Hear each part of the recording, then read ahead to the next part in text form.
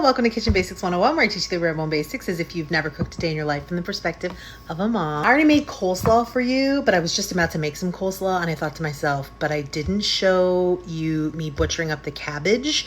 I used like a bag because it's so much more convenient, but today I bought cabbages. So let's try to slice them as fine as we can with nothing but a handy dandy chef's knife. I'm going to wash after I chop up. Just feel like that way you can get in between all the little pieces. Like if I rinse it now, I'm just rinsing the outside leaves, right? So first step, I cut it in half with the root at the bottom. Okay, so cut it in half, root at the bottom. The reason I did that is because I'm going to now lay it on that flat side and I'm going to slice it while leaving this root intact because I can pull this root out after, but this is going to hold everything together for me so that I can chop it up. I'm going to approach this similar to doing an onion. What I mean by that is I'm going to go down like this a couple of times. All right, let's see if we can get how fine we can get the shred to be, staying really close together here. So I'm shaving more than slicing, right? That's pretty good. That made pretty small for coleslaw.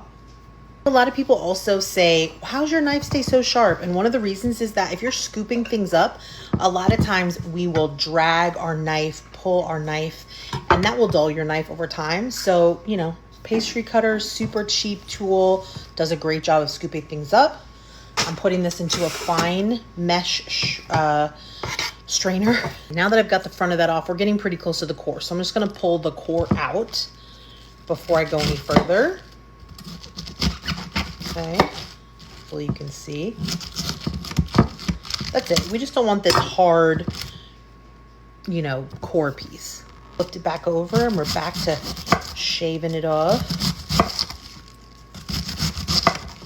Let's say you want it finer, then just go over it with your knife, right?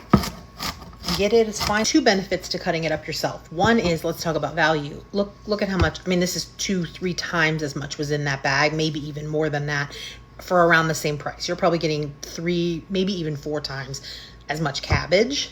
But also, you can make the texture whatever you want. Like when I made that bag, the pieces were really large. I didn't enjoy that texture.